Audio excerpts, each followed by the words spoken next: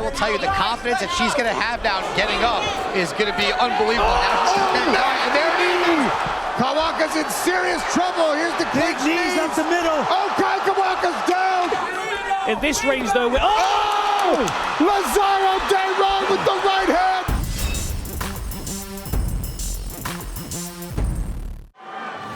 Curious to know what the conversation was like in the corner for Thad Jean. Big John McCarthy, how do you judge round number 1 in this wild affair? I'll tell you, it was a wild fight. You're seeing Chris Brown throw a lot of oblique kicks, but a lot of things are off balance, and Thad Jean is doing a very good job of defending and blocking a lot of those.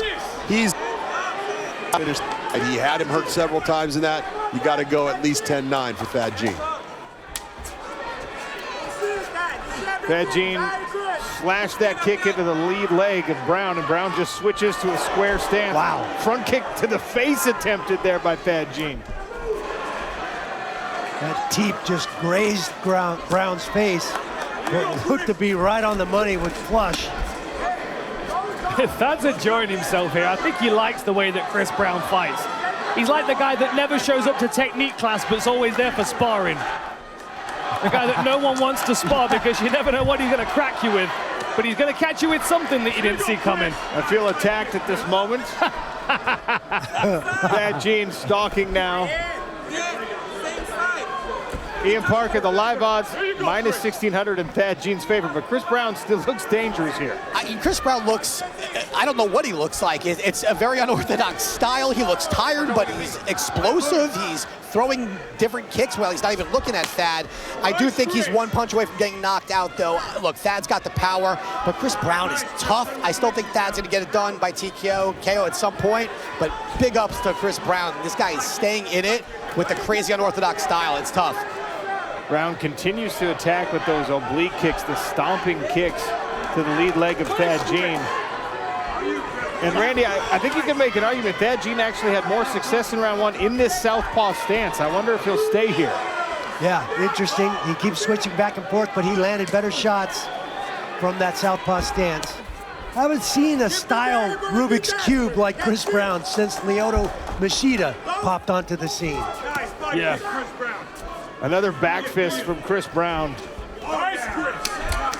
Whoa! Spinning 360 kick. There was no space for it. This is like how I think I look in the gym compared to how I actually look in the gym.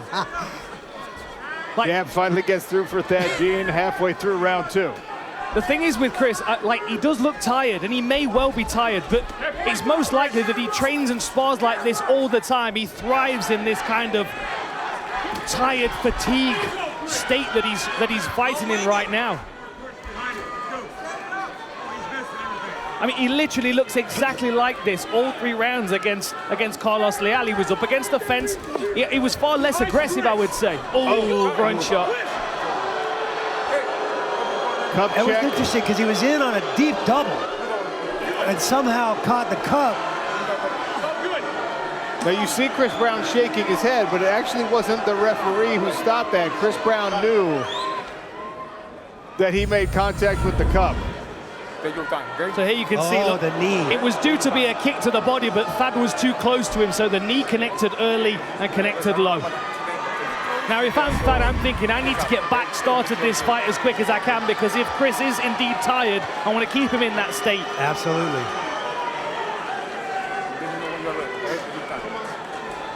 Big John, remind us the protocol here for Thad Jean on the recovery process. Anytime you have a groin that has been injured by an opponent, that fighter, Thad Jean, is the guy that's in control of time. He's the one that decided, I want to get this back, just like what Dan and everyone's talking about. He thinks he's got Chris Brown tired, so he's going after him again. Brown just unleashed 3 kicks in a row, and now the back fist again. Thad Jean trying to lance that lead hook from the southpaw stance again. Oh! Off balance there for Thad Jean. Right hand from Chris Brown, but now attacks the calf. Nice, Chris! Double up with the right hook. Nice one, Chris! If I'm Thad, I'm using more feints. I think it was in my keys to victory. Look, feint, get him to go first. Try and counter his movement after his attacks, because you can see he throws himself out of shape. You need to trigger him to get him to move first. 1 minute, Chris, 1 minute. Hey, even when he's falling backwards, he attacks with the kick. Chris Brown just always switched on, looking to throw something at you. Love it. And attacking that lead leg again, stomping down on the lead knee of Thad Jean. There's that head kick again. You know, weirdly, it reminds me in a very different sense. Carlos Condit, GSP. Do you remember when he kind of rolled his head and swung the kick over the top, caught GSP by surprise? You never know when that head kick's gonna land. If you don't see it coming, it's gonna catch you unawares. Well, this chaos is really interesting because Chris Brown lives in it, is used to it. I think for Thad Jean, a lot of this off-balance stuff is frustrating. He's doing a great job of getting back to his good footwork, staying where he needs to stay, landing that right hand, now attacks the lead leg. This is a learning experience. His jab came through for Thad Jean. Brown's hands are down at his waist. I mean, he's just slinging them from his waist.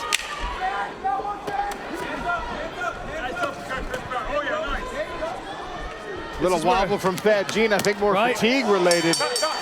We swing away to the end of round 2. Tyler Santos watching on with great interest. She will face the winner of this fight for a $1 million women's flyweight championship. Ditcheva in the black, Jenna Bishop in the blue.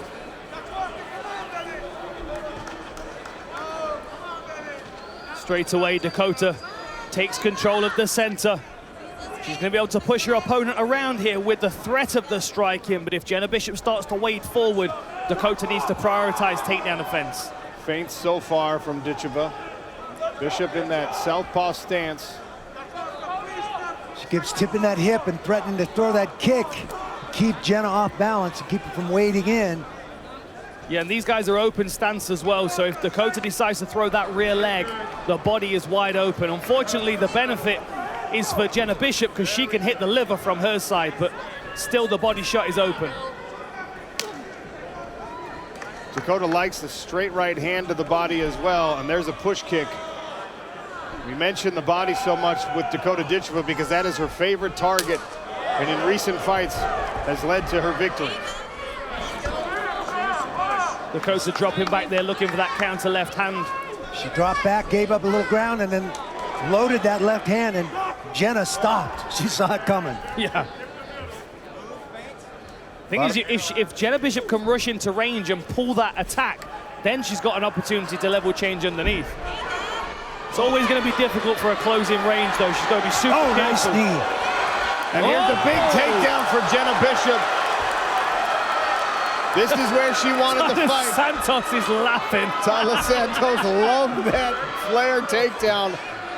Beautiful double. Jenna punched her way into that deep double leg, picked her up by the back of the thighs, and flared her to the mat. Beautiful execution. Dakota Ditcheva does have one submission victory to her credit in PFL Europe.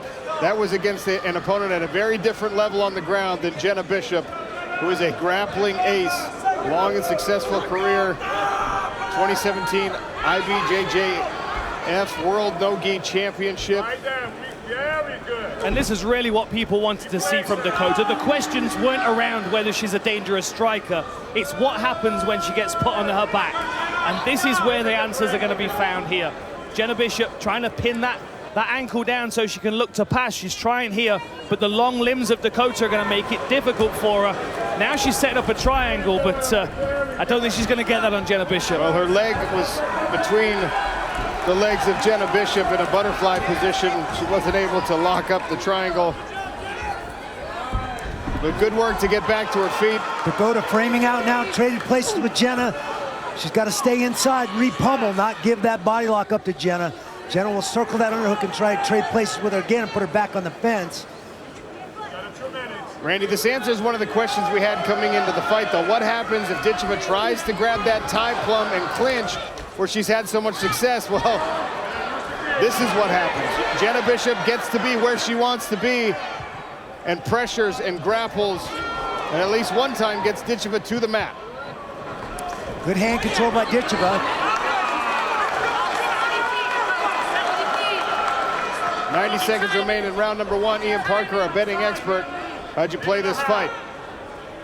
We had Dakota in the parlay, and also we threw a little sprinkle on by TKO or KO. I will tell you, the confidence that she's going to have now getting up is going to be unbelievable. And there it is. Beautiful knee from the plum. And Ditcheva beckons Jenna Bishop back to her feet and goes immediately on the attack. Bishop in trouble. And that does it! First round finish, and Dakota Ditcheva silences the doubters.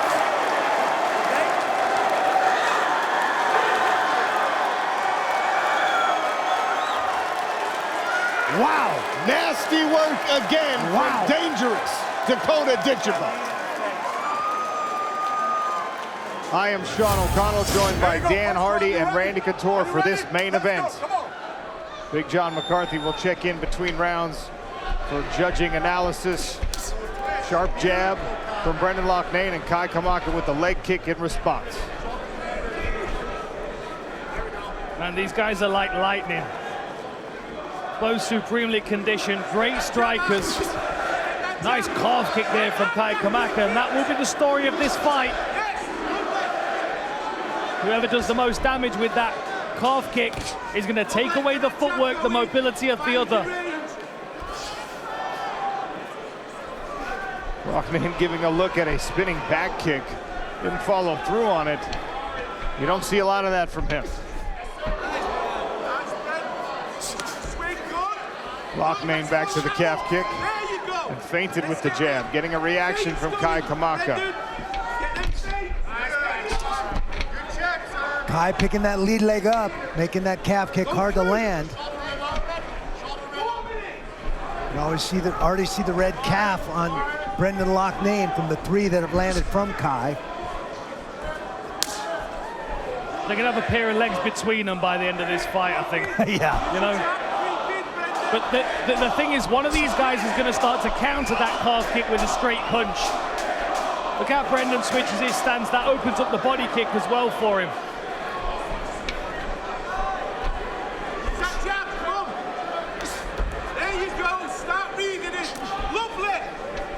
Good work by Kai Kamaka to retract the foot, pull it up underneath him and take some of the sting out of the calf. Both of these guys wearing that damage though.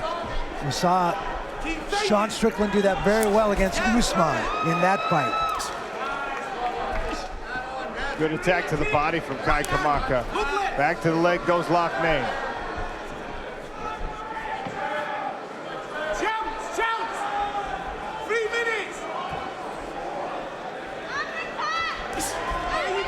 Good feint there from Brendan that got the cross draw of Kai Kamaka.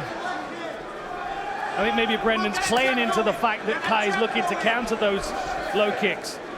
The back kick though, that's a new weapon that we're not seeing Brendan use a great deal. I wonder if he saw something on film, you know how much he likes to study his opponents, or if it's just something he added to the arsenal, wants to try.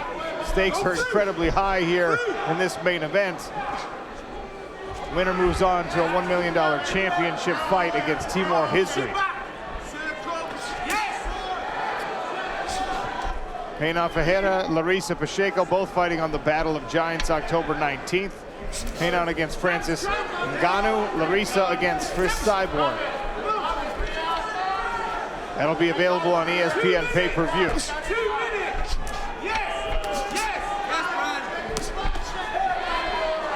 Nice shot to the body there by Kai. Jab to the head, cross to the body. I'd be looking to stitch a left hook on the end of that once the hands are down. Yes! Follow it up!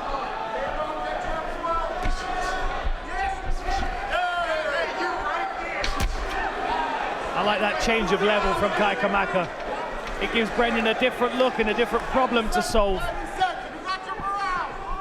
Razor-thin margins here in the striking battle. Kai Kamaka landed 14 so far, Loughnane 13. There's another and a calf kick. Good counter combination from Kai. It was nice from Kai as well. Caught Brendan with that right hook as Brendan was drifting towards his open side.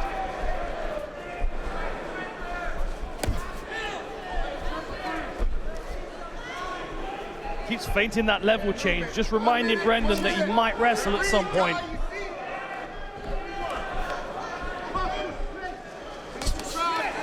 that was a crisp 1-2 from Brendan. Very nice 1-2.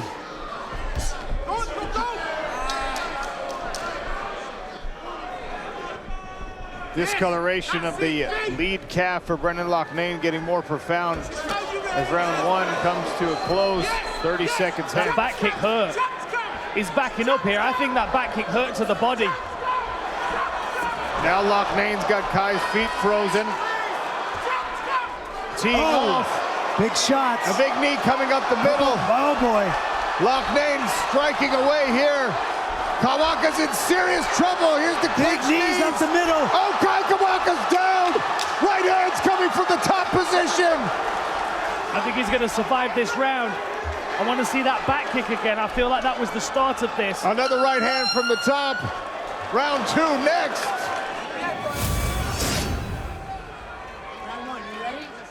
Are you ready? Fight! Both fighters running and a flying knee attempted by Sabatello. Into the scramble we go with 7 seconds off the clock. It was right out of Crouching Tiger. Sabatello gets some elevation on this takedown attempt, but Dayron, great balance and a hard whizzer, prevents himself from going down. That underhook was a good thing. He saved him from exposing his back there. You could see Sabatello trying to chase around behind him. Well, I told you about the wrestling credentials of the fighters. Sabatello, 3-time qualifier in the Big Ten at Purdue. Dayron, member of the Cuban national wrestling team. How about in the corner? Look at that. Beautiful inside trip. That was beautiful. Perfect timing. Textbook. Sabatello drew him off the fence. He used that space to step in with that inside trip and put Sabatello on his back. Sabatello fights his way back to the feet with Dayron on his back now. Dayron wrestling in front of his own corner here. Nice little tilt there. Antonio and AJ McKee offer their advice. These guys are not going to slow down with this wrestling pace. We know Sabatello can keep this pace for a ferocious 3 rounds if he needs to. An exchange of inside knees. And now Sabatello tries to grab that tie clinch. Dayron with a jousting jab snaps the head back. So watch the right leg of Sabatello. Most of his strikes when he's standing come from that rear leg. And he's very good at stabbing it to the midsection, whipping it up to the head. In this range, though, Lazaro Dayron with the right hand drops Sabatello, who somehow bounces back into consciousness. It's almost like Dayron woke him up when he hit him with the hammer fist. wow. Sabatello goes right into wrestling mode, gets in on the low single, in survival mode for sure. Good sprawl here from Dayron, who's hanging on this front headlock position. Sabatello driving to try and get to the lower body, but these underhooks of Dayron cause him all kinds of problems. Lovely ankle pick there. Had the head and neck control and just reached down for the right ankle of Danny Sabatello, sits him down and now works more pressure, but Sabatello, how about the toughness on Danny Sabatello? Yeah, he ate a good shot. Nice little Granby. Trying to get out of this situation by Sabatello, chest to chest now, repummeling, trying to dig in that left underhook and pull his opponent up chest to chest. Are we going to see that inside trip again here from Dayron if he drags his opponent? Now they break. Can he land another clean shot? Sabatello surely can't be at 100% recovered.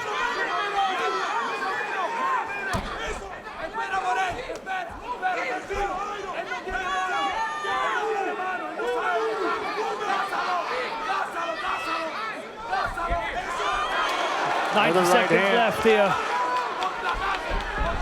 Lovely Now time. it's Sabatello with the great timing. Nice slip to that double leg by Sabatello. Slipped that left hand, got in deep, followed through, stayed on his feet, secured the takedown. Remember, cannot throw elbows, throw push. I need to see push. Damage, damage. Make him pay, Danny, make him pay. Let's go. 1 minute. 1 minute, Danny. Last word. Breaks that wrist control there, Sabatello, to try and land some strikes, but Dayron with his butterfly hooks creates great separation. Beautiful explosiveness from the hips. There's that right leg of Danny Sabatello, came sweeping across on the attack. Dayron stays out of the way. Wrestling and re-wrestling is Danny Sabatello. Nice shot by Sabatello, but he hit his knees, allowed Dayron to sprawl and take that hips away from him. He's got that far side ankle. Can he drag it away? He does. 26 seconds to work. The calculated move here maybe is for Dayron to just be defensive for 15 seconds. I mean, he's won this round with that big knockdown. Doesn't really matter what happens in these next 10 seconds. It's most likely his on the scorecards on every judge's. Oh! There's another right hand from Dayron, and then he catches the kick attempt, and he will finish round one on top. One more round in our main event here at the Seminole Hard Rock Hotel and Casino in Hollywood, Florida. A furious start to this third round, as one would expect after the pace set in this fight. Big John McCarthy, how did you score round two? Man, I'll tell you, back and forth, and both guys had impressive moments in the round. Overall, I still go with Impa Kasanganay. I believe he got the better shots off and landed more of the volume shots. I'm going with Impa. I have him up 20-18. Again, the AI score reflects the same thing. Very close win in round two, according to the algorithm for Impa Kasanganay. Josh Silveira may be down 2 rounds to none. That's what the live odds would suggest. And now Impa Kasanganay looking to close this one out. We're in the 8th round between these two fighters, Randy, in the last 10 months. Yeah.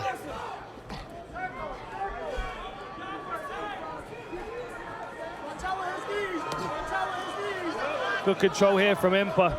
Fighting for underhooks, utilizing head position when he feels in danger.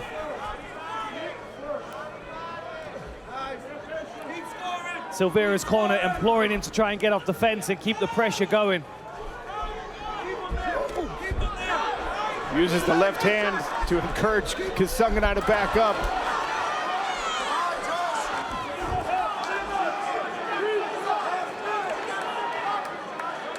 Kasanganay stealing minutes, dictating where this fight's happening right now in this third round.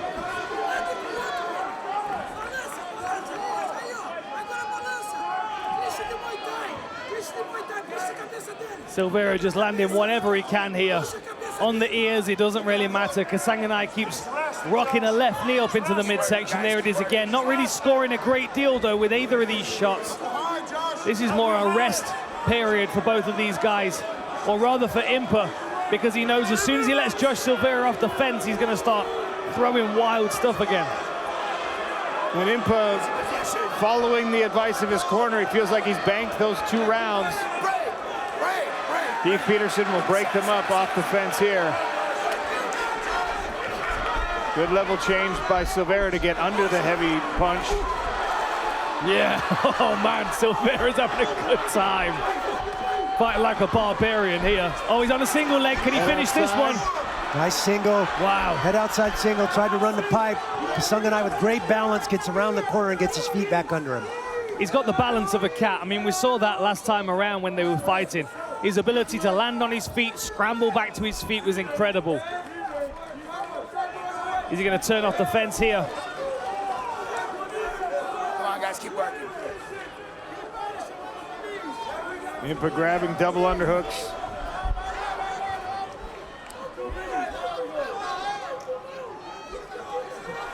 Johnny Eblin, teammate of Josh Silveira, looking on. Keep working, guys, keep working.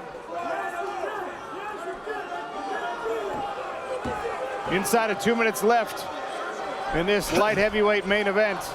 Winner moves on to a $1 million championship fight against Dovletsan Yagshimuradov. Good hook on the finish from that combination. Ooh, nice left hook on the inside by Kasanganay.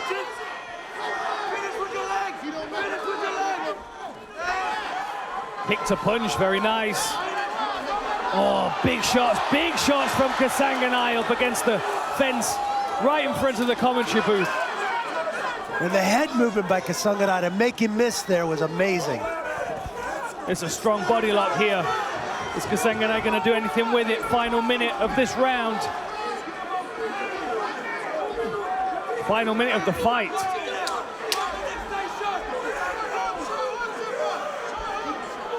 Good wrist control here by Kasanganay. Keep working, keep working. He goes for a big lift. Trying to Metzger. This Kasanganay, Silveira not having it. Big shots from Kasanganay. Uses those combinations to go right back into this chest-to-chest posture as we look through Ghost Cam.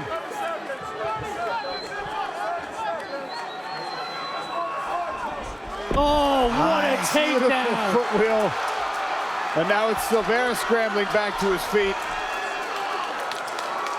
Man, that was fantastic. Slick little off balance, caught his ankle on the far side with the foot wheel, moved him right into it, and literally took both his feet out from under him. And Impa Kasanganay will finish hugging Josh Silveira with a shoulder punch or two. What a pace. What a fight between these two light heavyweights in a main event.